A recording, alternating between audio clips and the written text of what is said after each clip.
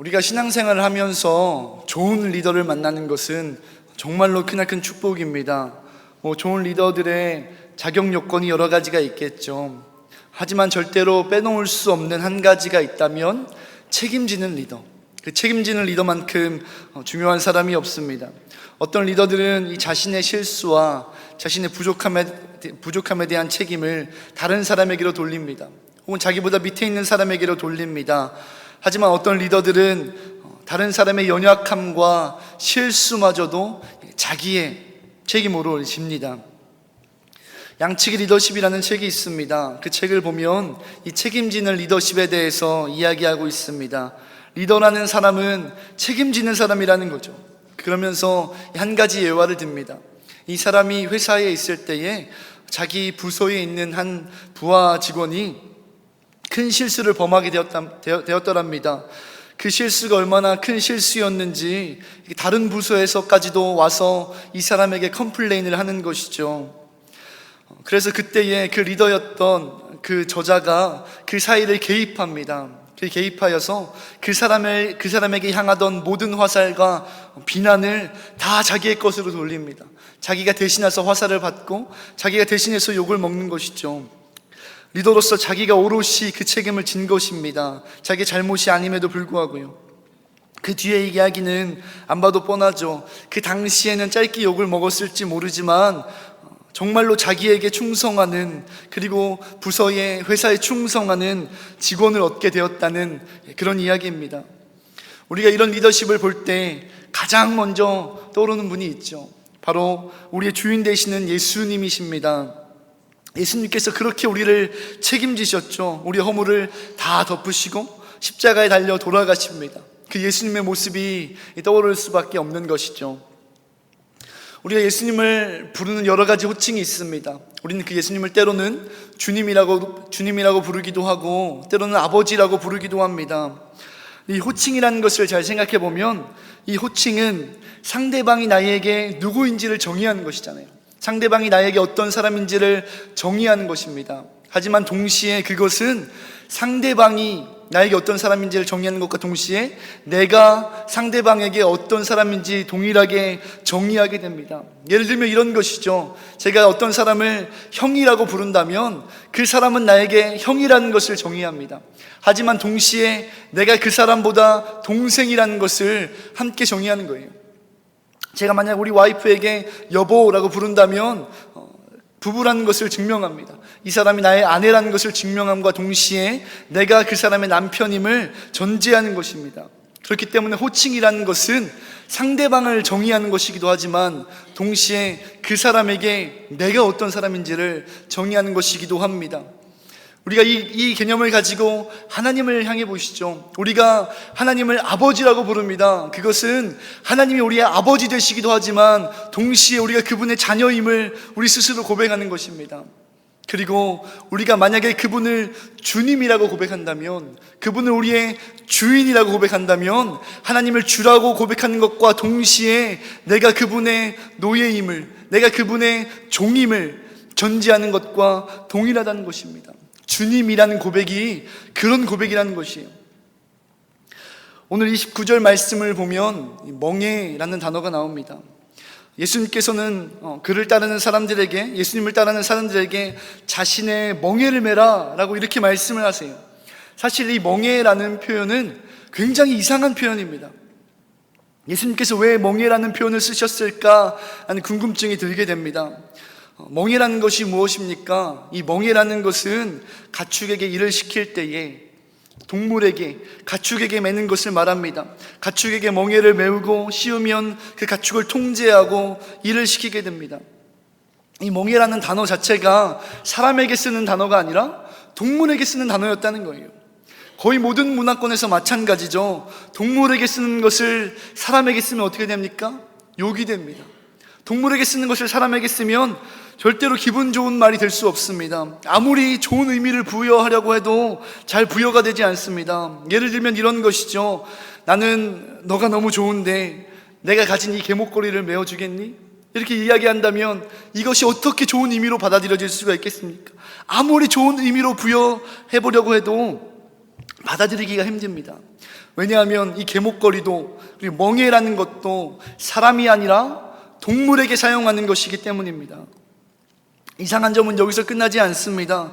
이 성경을 보면 멍에라는 말은 거의 긍정적인 의미로 쓰여지지 않습니다.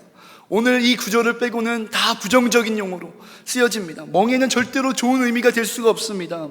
주로 멍에는 성경에서 어떻게 사용되냐면 내 목에 있는 멍에를 꺾어라, 우상들의 멍에를 꺾어라, 죄악의 멍에를 벗어버려라, 그리고 노예들이 주인들에게 나에게 채운 그 멍에를 가볍게 해주소서, 이런 식입니다. 항상 부정적이고 죄악에 사로잡히거나 우상에 사로잡히거나 포로로 잡혀있거나 혹은 노예들이 사용했던 말이 이 멍에라는 것이요, 멍에였다는 것입니다. 그렇기 때문에 이 멍에는 절대로 좋은 뜻이 아닙니다. 그런데 예수님께서 오늘 그렇게 말씀하신 것이죠. 나의 멍에를 메라 라고 말씀하십니다. 예수님께서 그렇게 말씀하신 데에는 분명한 이유가 있습니다. 오늘 말씀 25절의 말씀을 보면 오늘 이 본문의 상황이 어떠한지 잘 엿볼 수가 있습니다. 25절 말씀을 우리 함께 읽겠습니다. 그때에 예수께서 대답하여 이르시되 천지의 주제이신 아버지여, 이것을 지혜롭고 슬기 있는 자들에게는 숨기시고 어린 아이들에게는 나타내심을 감사하나이다. 이렇게 이야기합니다. 예수님께서 지혜롭고 그리고 또 슬기 있는 자들에게는 숨기셨다고 말씀하세요. 그 당시 지혜로웠던 사람들 그리고 슬기로웠던 자들이 누구입니까? 가장 율법을 잘 알고 있는 바리새인들과 그리고 율법 교사들입니다. 예수님은 그들의 문제를 지적하고 계신 것입니다. 그 사람들은 그 당시에 말씀을 가장 잘 아는 사람들이었습니다. 율법을 가장 잘 해석하는 사람이었습니다. 그래서 그 사람들이 율법을 해석하기 시작하는데 말도 안 되는 율법들을 이스라엘 백성들에게 강요하기 시작합니다. 심지어는 자신 본인들도 지킬 수 없는 그 율법까지도 이 백성들에게 부과하는 거예요. 율법을 해석한 학자들마다 율법은 이렇게 지켜야 합니다, 율법은 저렇게 지켜야 합니다.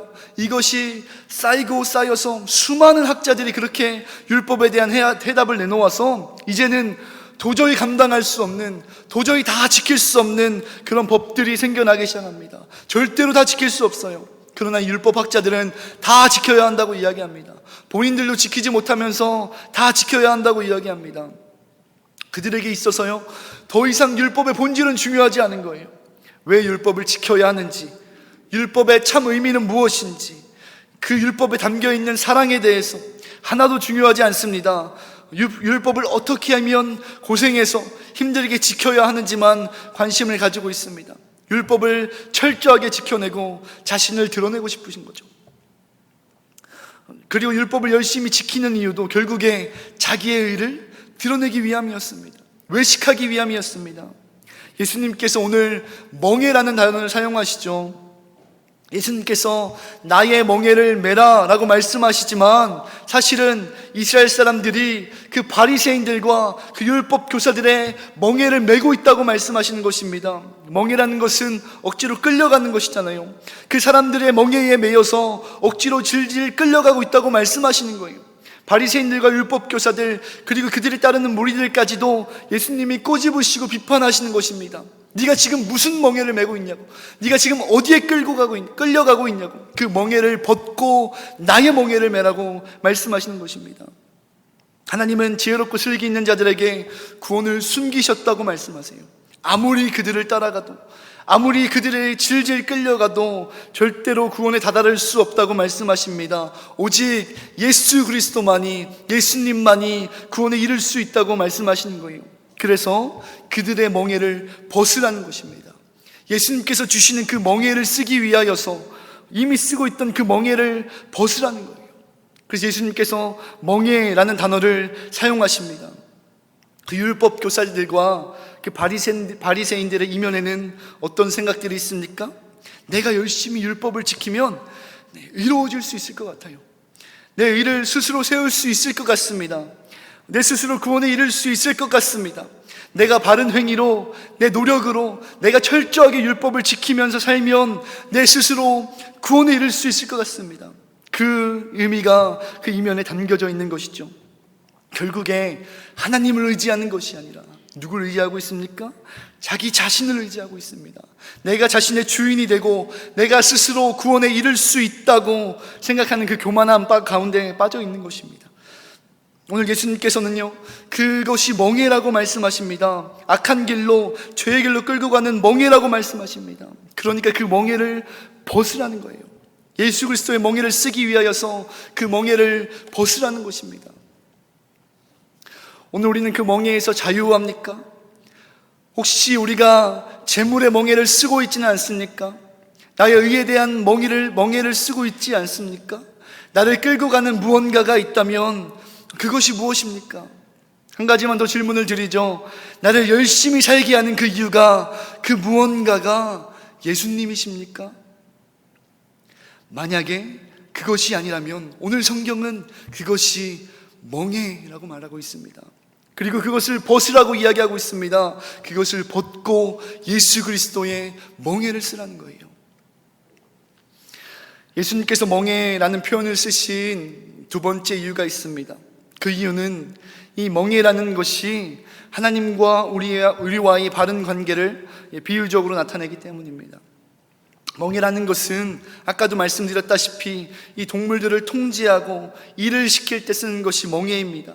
소에게 멍에를 씌우고 밭을 갈죠. 이 관계가 마치 주인과 노예의 관계처럼, 이 멍에를 쓴 상황만큼은 주인이 원하는 대로 움직이고 주인이 원하는 대로 일해야 합니다. 주인의 의지대로 움직여야 합니다. 주인이 이끄시는 대로 따라가야 합니다. 그것이 멍에를 쓴 상황입니다. 오늘 예수님께서 우리에게 뭐라고 말씀하세요? 나의 멍에를 메라 말씀하십니다. 물론 예수님께서 우리에게 강요하지 않으세요. 동물에게 강제로 멍에를 씌우는 것처럼 우리를 잡아다 놓고 억지로 멍에를 씌우지 않으십니다. 자발적으로 권유하시죠. 나의 멍에를 메라고 권유하십니다. 어쨌든 중요한 것은 하나님께서, 예수님께서 그분의 멍에를 메라고 말씀하시고 그분의 종이 되라고 말씀하고 계신 거예요. 조금 우리가 솔직해져 보면요, 사실 우리가 신앙생활을 하면서 우리가 하나님의 종입니다, 우리가 예수 그리스도의 종입니다, 우리가 예수 그리스도의 노예입니다 라고 고백하는 것이 사실 그렇게 마음에 와닿지는 않을 때가 많습니다. 다른 고백은 우리 마음에 와닿죠. 나는 그분의 자녀입니다, 나는 그분의 아들입니다, 나는 그분의 딸입니다. 우리 마음속에 너무나 와닿습니다. 하지만 우리가 그 고백이 종으로 바뀔 때에, 그분의 노예로 바뀔 때에 사실 그것은 감동보다 부담으로 다가올 때가 많습니다. 우리가 노예입니까? 내가 노예라고요? 내가 종이라고요? 그럼 저는 일만 해야 합니까? 오히려 이런 생각들이 들 때가 많습니다. 우리가 하나님께, 하나님, 우리는 하나님의 종입니다 라고 고백하는 것이 그것이잖아요. 하나님, 내가 시키는 대로 다 하겠습니다, 네, 시켜만 주세요, 제가 일하겠습니다. 이런 것이 우리가 생각하는 하나님과 종의 관계잖아요. 그렇기 때문에 부담이 되는 것이 당연합니다. 하지만 오늘 말씀을 보면 주인과 종의 관계에 대해서 하나님의 초점이, 하나님의 시선이 전혀 다른 것을 바라보게 됩니다. 우리가 보는 시선과 하나님께서 보는 시선이 다르다는 것입니다. 그럼 멍에를 매는 것은 일하는 것이잖아요. 오히려 고난이 있고 고생이 시작되는 것이 멍에입니다. 예수님은 그렇게 말씀하지 않으세요. 수고하고 무거운 짐진 자들아 다 내게로 오라, 내가 너희를 쉬게 하리라. 나에게 멍에를 매면 너희가 쉼을 얻을 거라고 이야기하십니다. 예수님께서 오늘 말씀을 통해서 이렇게 이야기하고 계신 거예요. 역설이죠. 우리가 알던 상식과는 전혀 다른 이야기입니다. 전혀 다른 이야기입니다. 보통은 이 멍에를 풀어야 하시는 시간이죠. 소가 하루 종일 일을 하고 하루 종일 밭을 간 이후에 저녁이 돼서야 그 멍에를 풀었을 때 비로소 쉴 수 있습니다. 휴식입니다. 평안을 얻습니다. 하지만 예수님의 시선은 다른 거예요. 멍에를 맸을 때, 예수 그리스도의 멍에를 맸을 때 오히려 쉼을 얻습니다. 다시 말해서 우리가 그분이 종이 되는 것이 쉼이라고 말씀하고 계세요. 우리가 그분의 노예가 되는 것이 쉼이라고 말씀하십니다. 그것이 하나님의 시선인 것이죠. 제가 앞서서 좋은 리더들은 책임지는 리더십이라는 이야기를 했었죠. 예수 그리스도께서 우리의 주인이 되시면 그렇게 우리의 일들을 책임지기 시작하십니다. 아주 딱 맞는 얘기는 아니지만 결혼이라는 것이, 그렇죠, 결혼이라는 것은 두 사람이 하나가 되는 것이 결혼입니다. 그렇다면 그렇게 함께 하다 보면 어떤 일이 일어나게 되냐면, 이 상대방의 문제가 상대방의 문제로 남는 것이 아니라 이 상대방의 문제가 우리의 문제로 남게 됩니다. 결혼하기 전에는 어떻습니까? 상대방의 문제는 상대방의 문제입니다. 저희의 문제는 저희의 문제입니다. 하지만 결혼을 하게 되면 상대방의 문제가 우리의 문제가 되고, 상대방의 어려움이 나의 어려움이 되고, 심지어는 상대방의 빚까지도 나의 빚이, 우리의 빚이 됩니다. 그것이 바로 결혼이라는 것이죠. 그런데 예수 그리스도와 우리 주인과 종된 관계는 더욱더 심오합니다. 예수님께서는 그분이 내 삶의 주인이 되신다는 것은 나의 문제가 우리의 문제가 되는 것이 아니에요. 예수님이 우리의 주인이 된다면 나의 문제가 우리의 문제가 되는 것이 아니라 나의 문제가 그분의 문제가 됩니다. 나의 어려움이 그분의 어려움이 됩니다. 나의 슬픔이 그분의 슬픔이 되고, 나의 병마의 문제가 그분의 문제가 된다는 거예요. 왜냐하면 더 이상 나의 주인은 내가 아니라 예수 그리스도이시기 때문입니다. 우리가 하나님을 주로 고백할 때에 이런 일들이 일어나는 거죠. 우리가 살아가면서 너무나 많은 삶의 문제들이 있습니다. 어려운 일들로 고민합니다. 힘든 일들, 슬픈 일들, 내 마음대로 되지 않는 것들, 자녀의 문제들, 모든 것들이 너무나 많습니다. 그런데 주님께서 우리의 주인이 되신다는 것은 그저 우리의 주인이 되는 것뿐만 아니라 우리의 모든 문제와 우리의 모든 아픔과 우리의 모든 슬픔까지도 그 문제의 주인이 되어 주신다는 거예요. 주님께서 그 문제의 주인이 되어주셔서 그분이 일하기 시작하시고, 그분이 해결하기 시작하시고, 그분이 움직이기 시작하신다는 것입니다. 왜냐하면 그 문제 자체, 문제의 주인도 이제는 내가 아니라 주님이시기 때문입니다. 그것이 주인됨의 은혜인 것이죠. 여러분, 하나님께서는요, 우리와 전혀 다른 시선을 가지고 계십니다. 우리가 나는 노예입니까? 이제 나는 종입니까? 나는 이제 일만 해야 됩니까? 이 문제로 고민할 때에 하나님은 우리가 고통하고 있는 그 모든 문제들 앞에서 내가 이제 그 짐을 대신 지어도 되겠냐고, 내가 너의 주인이 되어서 너가 메고 있던 그 무거운 짐들을 내가 대신 지어도 되겠냐고, 너가 좀 쉴 수 있도록, 너가 좀 평안할 수 있도록 내가 대신 그 짐을 지어도 되겠냐고 말씀하시는 거예요. 그러니 내 멍에를 매지 않겠냐고, 나를 주인으로 고백하지 않겠냐고, 내가 너의 모든 삶의 문제들의 주인이 되어주겠다고 말씀하고 계신 것입니다. 이것이 하나님의 시선인 것입니다. 그 예수님께서는요, 심지어는 우리의 죽음의 문제까지도 짊어지십니다. 어느 누구도 죽음의 문제를 해결할 수 없었죠. 창조 이후로 죽음의 문제로부터 자유한 사람은 아무도 없습니다. 그러나 그 죽음의 문제까지도, 우리의 구원의 문제까지도 대신 짊어지시는 거예요. 우리가 그분께 나아갈 때에 우리의 짐이 없어지는 것이 아닙니다. 그분이 대신 짊어지시는 것입니다. 그분이 대신 들어주시는 것입니다. 우리 구원의 문제까지도, 우리의 죽음의 문제까지도 대신 짊어지시는데, 하물며 우리 삶에서 경험하는 그 문제들, 죽음보다도 연약하고 죽음보다도 별것 아닌 그 문제들 앞에서 예수님께서 그것을 짊어주지 않으시겠습니까? 다 짊어주시겠다는 거예요. 그러니 나에게 와서 나의 멍에를 매라고 말씀하시는 것입니다. 하나님께서는 절대로 우리를 노예로 부리고 싶어서, 일을 시키고 싶어서 멍에를 매라고 말씀하시지 않습니다. 하나님께서 정말로 원하시는 것은 그분이 멍에를 매므로 말미암아 우리가 얻을 수 있는 자유와 평안과 기쁨이라는 거예요. 그래서 우리 가운데 말씀하시나요? 수고하고 무거운 짐진 자들아, 다 내게로 오라. 내가 너희를 쉬게 하리라. 우리를 대신해서 그 짐을 지시고 그 문제들을 책임지시겠다고 말씀하시는 것입니다. 여러분, 이런 것이 주인과 종의 관계라면, 이런 것이 하나님께서 우리의 주인이 되는 것이라면, 이것은 더 이상 나쁜 것이 아닙니다. 부담스러운 것도 아닙니다. 불평할 것도 없습니다. 이것은 오히려 설레는 일이에요. 나의 문제가 이제는 그분의 문제가 되어서 그분이 직접 해결해 주신다고요? 이것은 그것만큼 기쁜 일이 없는, 그것만큼 설레는 일이 없는 귀한 일입니다. 그렇기 때문에 주님께서 우리의 주인이신 것이 행복한 것이죠. 우리가 그 하나님을 향하여서 나의 주님이시라고, 나의 주인이시라고, 그리고 나는 그분의 노예라고, 종이라고 고백하는 것이 부담스러운 것이 아닙니다. 기쁘고 행복하고 감사한 것이라는 것입니다. 우리는 이미 수없이 경험해봐서 알잖아요. 내가 내 인생의 주인이 되었을 때에 우리는 실수합니다. 넘어집니다. 죄를 짓습니다. 당연하죠.